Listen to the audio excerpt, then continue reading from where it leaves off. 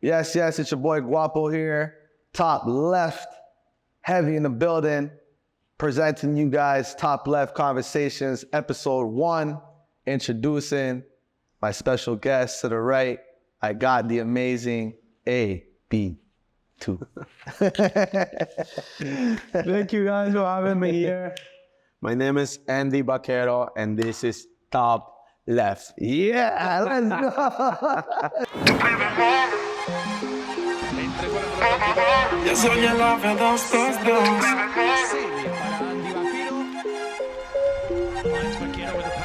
Tu prima es mala, pero te advertí que no iba a ser así después que me llegara. Dice que no quiere verme, pero se me tira, tengo otra llamada. So we brought you here today because we want to highlight you. Highlighting your life and your history, we'll start there because I know there's a lot to tap into. So I read before soccer, back when you were growing up in Cuba, that you actually played baseball and you did karate. Yeah. So talk to me about that a little bit, and then how your pursuit, your dream for football started. Yeah, I started doing karate in Cuba. But I told you before, we started here, as soon as I received the first punch, I said, this is not for me. All it took was one little swift kick to the head. You're like, yo, I'd rather kick a ball. I don't want to get kicked in the head. And Cuba is a baseball country, so every child by that time want to be a baseball player. And my father, my brother, even my grandpa, they played baseball back in the days. And yeah, I want to like keep following that dream, no? But my brother told me one day, like, no, pick another sport because baseball is gonna be hard. It's gonna be hard. Everybody's playing it. So like the chances of you, it's very small. Yeah, right? Yeah. But like, it's funny because soccer, it wasn't different. It was the same thing. A hard way to go to the national team, man. Like, I think that because obviously being from Cuba is everybody's fighting to get out. You're fighting for a chance to be something or be someone. You mentioned Cuba and playing soccer. You played for the Cuban national team. Walk me through that journey. Being obviously a child in Cuba, given the history of communism and the control, what was your journey into football and then getting into the ranks of the national team? Before was like having fun, just play soccer after left the school, play with some friends. But when I became serious in terms like go every day to practice, like have a competition every weekend, then I started thinking like, hey, this can be this can be my let's say my job. Even when in Cuba, like sports is not pro or you don't get paid. But I say like, this can be my full-time job. And I started taking like more serious, like people from like sports school, like they go there and they're scouting, they check who's good in here, who's good there.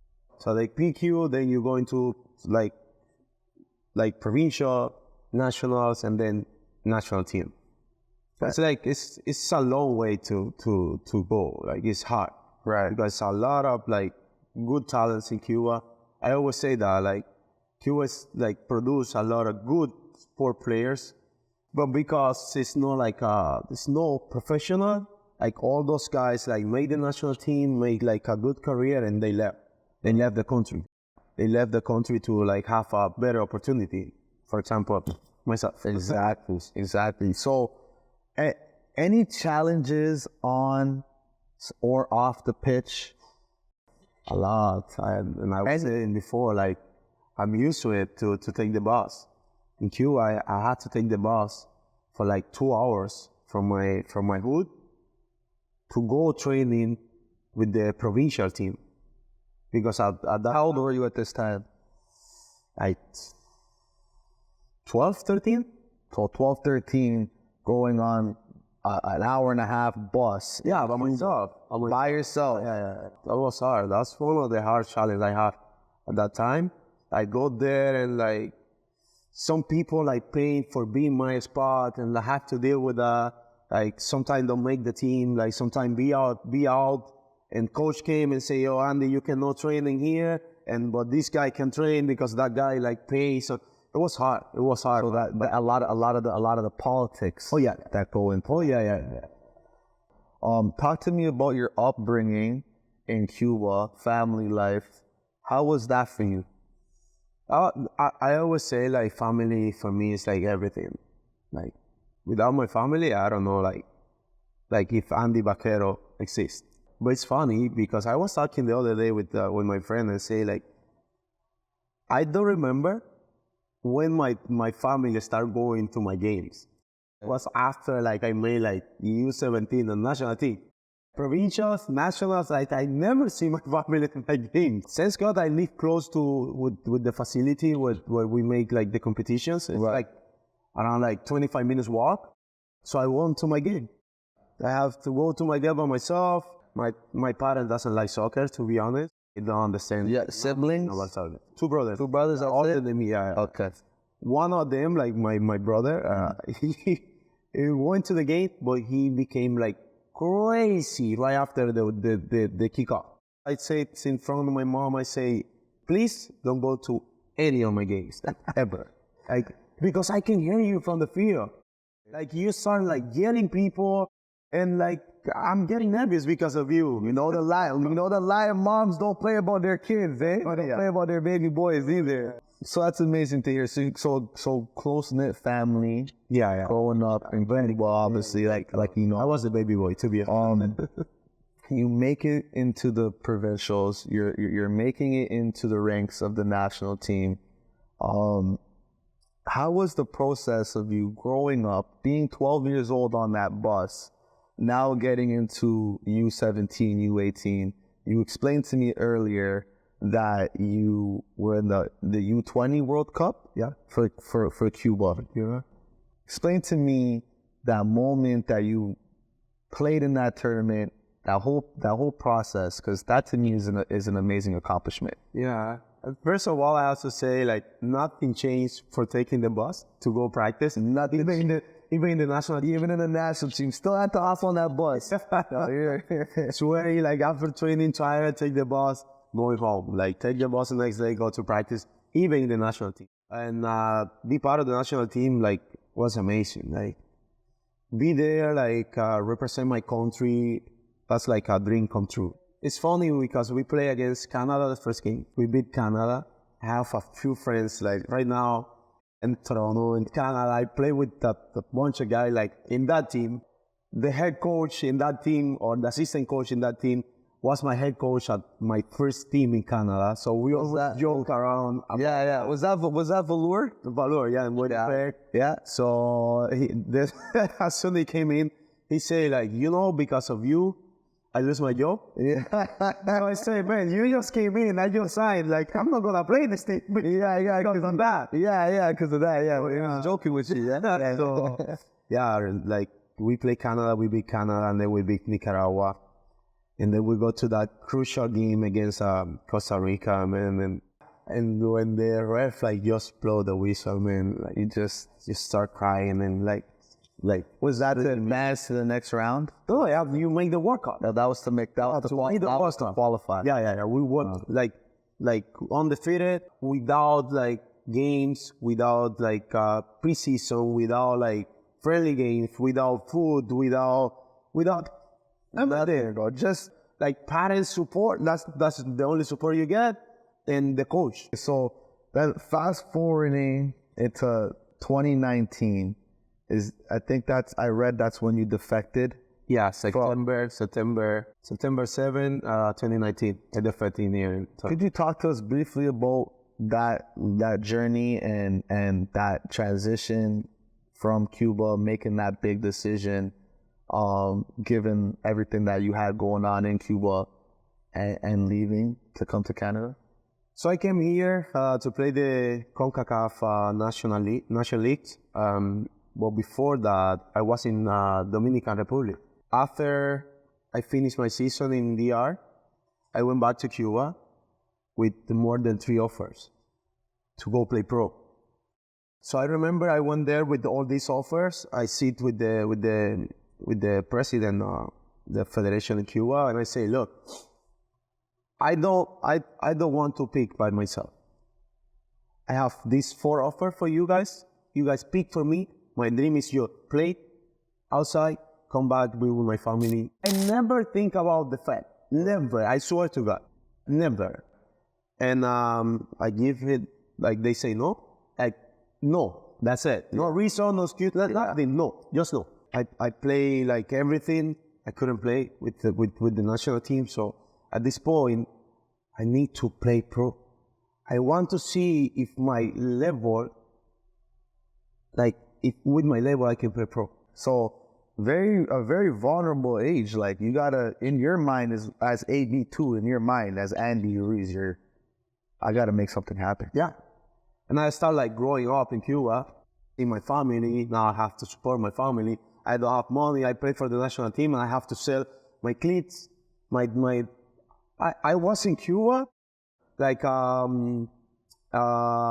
winners. I wasn't in Cuba like winner marshal. Yeah. I buy clothes in another country. I bring to Cuba and I resell it. Tobacco, like cleats, Cuban shirts, like my jerseys. Like I sell everything in Cuba because I don't have money and I start growing up. I start having a girlfriend, have my family, have like life. Oh, and it doesn't stop, right? Even when you're pursuing your dreams, it doesn't stop. And I don't get paid for the national team, so I say it's either way, like go work somewhere, but I never work. I always play soccer. Go out, try to play for a pro. If no, I have to spend. So I came to Canada, but even when I came to Canada, wasn't in my plans staying here. Because we came here in September, but in October, we have a game in USA. So I say, okay, last chance, they don't take my offer, I'm gonna fight in USA. That was in 2019. So I came here, my family came to the hotel because I have family here. They came to the hotel and man, I see with my cousins like in here, and I have a coach over there, another coach over there, another security over there. I say like, what is this? Like, why? I never say like I'm on the Fed. I never, like, why I have so much security around me? And that started like bugging me, you know? So, man, after the game, they saw me off at 70-something minutes. I was so pissed. Like, came out, I say like, this team not gonna win everything. Everything here is like, not make sense for me. What is next? Go back to Cuba and go in USA? But because my best friend, the Fed, 3 months before we came to Canada, I say, maybe I go there. They say, okay, best friend Andy is in USA. Now he gonna do the same thing. Maybe they say, oh, we write your name with X. I say, what is the X in my last name? And you stay in Cuba, you don't travel to USA. I say, you know what? This is the time. So I call my family. I say to my mom, this is my plan. And I remember my mom told me like, Andy, if you're gonna defend and you're gonna be good, I'm gonna be good. Man, that was like, I keep it in my head. So after my mom said that, I say, you know what? If your mom tell you that, you're blessed. Go. There's nothing more reassuring than the words of your mother. And Andy, I'm gonna suffer a lot because, you know, it's a years without seeing you, like, but I'm gonna be strong just for you. Say amen. It's the only way. It's the only way to help my family and also like make my dream come true. So I run. I just take the stairs with my other Cuban guy. We just run. Like not even like Usain Bolt can beat us that night. Faster than that. Just run. I remember I don't take a shower. I was so nervous. I take I escape with my Cuban clothes for the game. And like $60 in my wallet and my phone. That's it. And Mississauga to Burlington, boom. And because you were in there for a game, right? And then you left. Yeah. Wow. And then that was it. Did they try calling you and being like, yo, where you? Send me a message, hey, Andy, man, come back. Don't do that for us. At that time, the head coach for the national team was my really good friend. Yeah, okay. That was the only guy in that team. I send a text message and I say, hey, Elliot, this is Dave. I'm sorry, but I have to do it. Wow. That's an amazing, amazing story to overcome. And I think that's what we want the people to see is the journey of a footballer. It's not as pretty as what you see online there. You know what I mean? How did you balance the pressure of adjusting to a new country, a new job, and still having your dream of pursuing football professionally? That transition, I'm assuming, that was my biggest challenge in Canada. Came to a new country, not speaking English, like zero. Yeah, like zero. Mind you, you're doing really well right now. So thank you so much. So I defected in September, so winter time. Living in Burlington. Was it COVID? No. That's my next. Yeah. It was just before. So like 3 months, 4 months, like you brought it in man. No, okay. So you're making that transition, and you said it was the toughest thing that you had. Yeah, I do. I start working construction, and I have to wake up at 5 a.m., take the GO train, Burlington to Mississauga, work there, and finish at 7, 8, go back, have time to training, time to play. It was working, Saturdays working, Sunday play again. I met Ukrainian guys, and those guys give me $100 per game.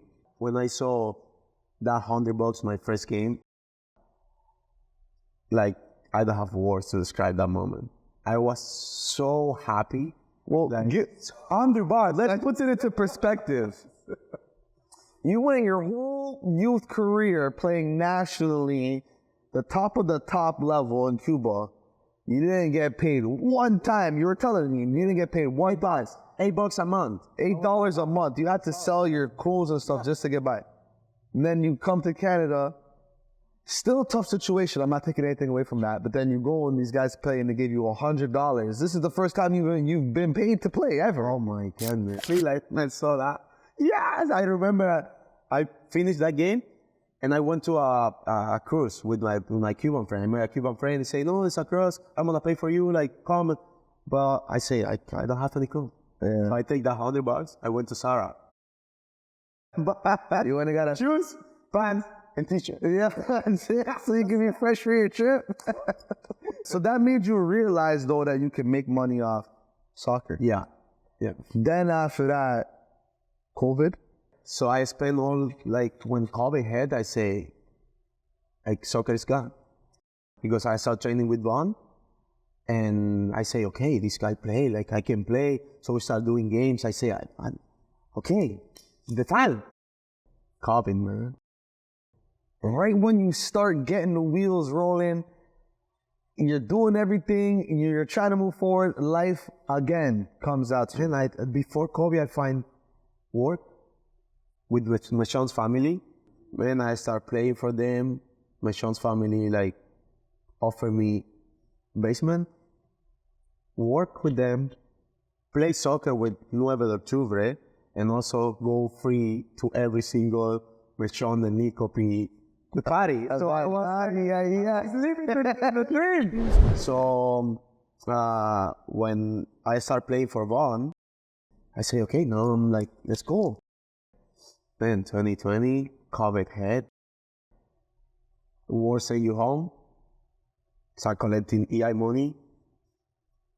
No soccer, getting weight. And I was just at home, eating, sleeping, and playing PS5. Now it's over. How I'm gonna lose all this weight? When? Because that's a question for everyone at COVID. When I'm gonna start work? When is this gonna be over? And it was hard. At 2020, and I lose 1 year of soccer. So I say how I'm gonna be back?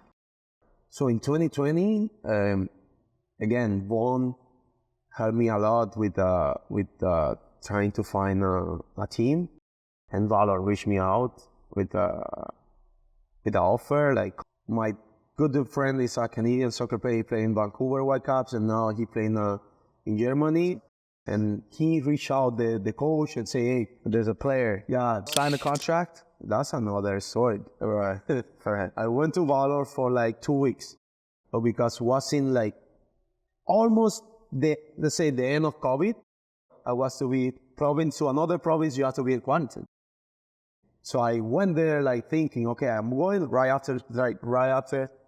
away. I'm going to the training. No, you have to be in quarantine for. I lose a week of training. I trained the next week with Valor, and unfortunately, they have no space for another foreign. The coach told me, like, Andy, I'm gonna say, I'll be straight with you. If we sign another foreign player, you cannot make the team.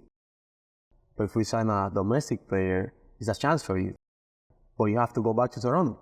I say, when they send you back, it's 95% it's up. I came back and say, send me back. When I was with my lawyer, I remember applying for my travel documents, and my agent called me. Andy, like, you're not gonna believe this.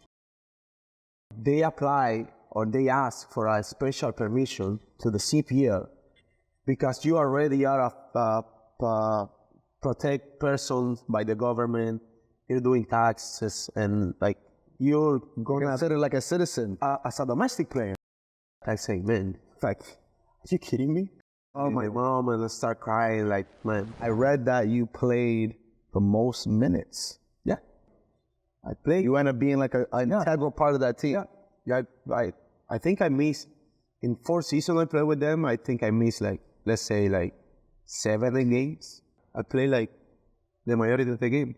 I was ended up, like, the captain for Valor. Yeah, you ended up the cap. Did you win it? I didn't read. Did you win anything with them? Were you close? Were you guys in the running? To be honest, with Valor, we finished 5th the first year, and then we finished second last. Yeah. It's bad with Yeah. Winnipeg treat me like a hero over there. Say, how did that transition shape your career as a footballer? So it's amazing for me. Like, dreams come true, first of all. So I went there, start like playing my role as a professional soccer player, like involved with the community. I found like a team over there. I started like training kids over there. It was special for me. Like Winnipeg, it was special for me. Your dream came true. Yeah. I get paid for play soccer. I like, feel like going back to Cuba, like sitting at home, like selling my clothes to make some money, and now I'm here. I wake up 7 a.m. and I was happy. That's amazing, man. Yeah. What's the biggest lesson that you've learned in your professional career? And nothing happened. Nothing is easy in life. You have to fight. You have to fight a lot for your dream. And when you have a dream, like, you fight it for it. So even when you get it, still you gotta fight harder. Even strong. Yeah. Fight for keep that dream like alive.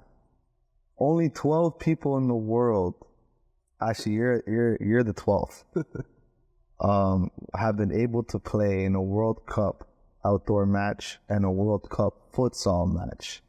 How does it feel to be part of such an amazing stat? Only 12 players in the world. AB2. You're the 12th. And I just have 2 tattoos in my arm. You're showing me the tattoos. So that was from this one's Turkey 2013, the U20 World Cup, Under 20 World Cup, and this one Colombia 2016. Well, I have only 2 tattoos, and means like everything for me. Like when we won the World Cup was like special feeling. when I made the team for the World Cup of Futsal, I say like, I can't believe this. Because I manifest that. I was saying before we make the World Cup and U20s, we say our year gonna make the World Cup. Yeah. 94 gonna make the World Cup. Gonna make the World Cup. And we made the World Cup. And when we start playing like outdoor, I always play futsal, and I say, and I'm gonna make the World Cup. I'm gonna make the World Cup. I'm gonna make the World Cup. Before the 2016, they was in a camp, and they called me with like, I think like 21 years old. And I couldn't came because I was in the national team, outdoor. So I say, I'm gonna make the World Cup. I'm gonna make the futsal World Cup. And I made the futsal World Cup. I say, man, like, I'm a legend now. I made both. So outside of football, you go as AB2, the musician. You want to talk quickly about how music is a part of your life and that connection to football? It's like, go back to Cuba, national team bus. I take the speaker, I put the music. I always have the fun guy in the team. Always me. Like, bring the speaker to the locker room, fight with the coach. Andy, don't put music before game. I need to be happy for game. I cannot be here like sitting around getting nervous. No. I have to play music, dance. You were nominated for a Latin Award in Canada. Yeah. That's amazing, man. I won. And 2024, I won Best Song and Pop. Is that for Garantizo? Garantizo. That's a banger, man. We got to put that out there. A banger. I want you to keep pursuing that. I know you're speaking of the challenges of the music business, which is a whole other segment, but I think you reunited with your mom recently. Did you? How was that experience quickly? She get the visa, like special moment for me. Because the rule is like, if you defect, you cannot go back to Cuba in 8 years. So I made my mom after 5 years. And was she was able to come here? Yeah. Okay. In here, I spent like so much time with her, like, and she came back. And when I started like doing the paper for my dad, we received the bad news from my dad, like he have cancer, and that changed like everything. I'm sorry to hear that. He just recently passed away? Yeah, he passed away, see. I'm sorry to hear that, man. My condolences to your family. My father passed away 3 years now from Parkinson's and dementia, yeah. So I feel your pain in that. But you got to reunite with your mom. That moment must have been amazing for you. Yeah. Especially everything that you've gone through, everything that you've been through to lead you now. The Ontario Cup final. I was there. You played in the tournament on the Friday. Thank you. We'll end off with some top left questions, but you played in the tournament. Then Saturday you had your semifinal. Sick. You remember I sent you a text? Yeah, you were. Yeah, you played my tournament sick. Then you hurt your hand. Yeah. I'm thinking, I was like, oh my God, dude, this guy hurt himself. I felt so bad. I couldn't even sleep that night because I was thinking about you and your game. You showed up, you taped up, you balled out. You balled out the semifinals, then the final day you balled out. I got the clip of you scoring. You see that clip I got? Man. You win a very emotional game. Yeah, a very emotional game. You dedicated your latest Instagram post to JJ and your father. Quickly describe that and what that meant for you to win that final, to dedicate it to your father and to Coach JJ. We spoke about family before, and JJ was a family. Yeah. JJ was a mentor. JJ was a friend, co-worker. I work with JJ painting. Yeah. And so, man, see his family there. Like, his family for me is like, it's my family right now. And like, I walk in with his son. Like, what's special for me? When that whistle went and you guys won that game, I saw you went down. Explain that feeling and that dedicating that three-peat to him. Three-peat, my father, my grandpa, and JJ. Three. Yeah. And then I think you guys won 5-4 So it was like number 9. Yeah, we went 5-4. Yeah, so Semis and 5-4. yeah, you won 5-4 in the semis, 9. You won in the finals 5-4, 9. So that number 9. Coach JJ, 9 Octubre. Man. Yeah, like you can't write it out. Like we're capturing it. No one else in the world is capturing this moment, but Top Left. So that was amazing to watch. Yeah, and to see. Now you're going to nationals. So what is your mentality and what is the mindset going into nationals? Can be other than one nationals, especially for him, man. For him. And I have probably the biggest example this year. I have to like shout out to Matthew Rios, to Mapo, because man, this guy, like I remember we went to Mexico to a tournament in December, and this guy don't even play a minute over there. And when JJ like happened, he was sitting in the car with me and say, I'm gonna be in Ontario Cup. Matthew, it's like a month. Like, but you don't gonna be fit. And this guy like put his word. He played so well. He was the MVP for me in the final. Like that he scored with 0.8 seconds left in the game. He set you up. Yeah. And then I saw him score with that goal, 0.8 seconds. He was mad. He was... He was mad. It's funny because he looked at the time. Yeah. Like, why is not 8.9? Oh, so that's what he was mad about. He looked at the clock. Because he wanted it to be 0.9. Yeah. Wow, because I saw it like, what is he pointing to the thing about? If you wanted for it to be 9, you represent Coach JJ. Family, everything. That's what 9 Octubre really... is. Yeah, it's a family, bro. That's amazing. Oh, you have some music in the vault. Are you gonna be releasing that, man? I want to shout out to Nico P and Medilandia to make, and of course Sean to make my music short dream like come true as well. Yeah. And I can't wait to release more music, man. Keep going, man. You got bangers, man. I love it, bro. You're super talented. You're super blessed. We're gonna finish off with some Top Left 1v1 questions. Let's do it. And then we'll let you get your final say to whatever you want to say, and then we'll wrap it up, man. How did you feel about the Top Left tournament, season 4? How'd you feel about it? Give me your honest. I have to shout out to, man, your tournament was amazing. Thank you. Amazing. I was so happy to be part of that. Thank you, bro. I was a little bit sad because I was sick and I want to go for my revenge. Yes. I'm gonna tell you. So will you be at season 5? I'm 100%. Okay. I'm gonna be there. So guys, I'm gonna be there. All right. I was sick this time, man. Yeah. All right. So it was amazing. It was good. Properly ran. Right. I have to just say one thing. Of course. Bring a microphone, like a louder one. I want to wear like the guy, the MC right there, like yelling everything on action. Yeah. That's the only thing That's okay. See, part of that. This is good. This is what the team needs to hear. You know what I mean? Part of that was I said the same thing. I think the mic, because even when Justin is doing his thing, he could.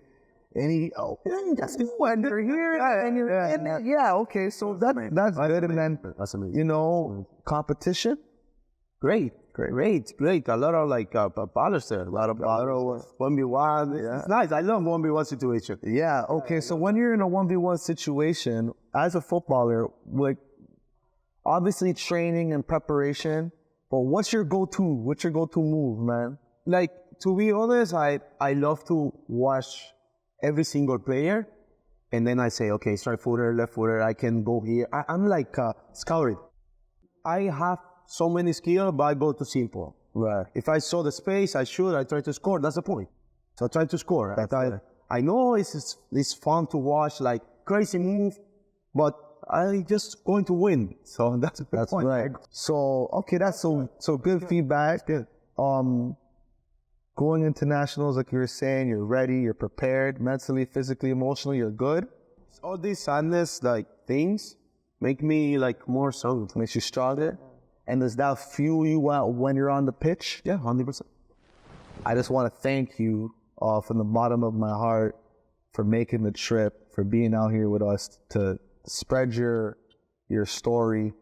You're Andy, Baquero Ruiz, you're AB2, you're a brother, you know, you're a son, you're a best friend, you're a baller, you're a creative, you're a musician. I appreciate you. The sky is the limit. God is in your favor. I could see it. So I just want to say thank you from me and the Top Left team. If there's anything that you want to say, your final messages, please. I just want to say thank you guys for having me here, and keep doing what you guys doing with the community. That's amazing. I love the work you guys put in. Especially to the young players, man, go to the pitch, go to the training session, and give to the coach, not your 100%. Give to the coach your 150, 200% in every single training session. That's gonna make you better. That's the only way. That's the only way to go pro. That's the only way to live the life with your legs, to like bring the money and the food to your family and be a top left baller. Okay. AB, I love you, bro. Thank you so much. Thank you so much. Thank you, bro. We're going to continue to grow this beautiful friendship and relationship, all right? Whatever I can do for you guys, like, if I can do anything to help, just text me. You're doing enough, but thank you, bro. We will, bro. Thank you. God bless you, bro. Amen, man. Thank you so much, bro. Thank you. Excellent, dog. Final or the top left final, you win the money. Go to celebration. I need to see the AB2 celebration. I have to do it. So you go here. Quiero amanecer en la playa y que no despierten las olas. Cuando estoy contigo, ma, no quiero que pasen las horas. Es que como tú no hay nada.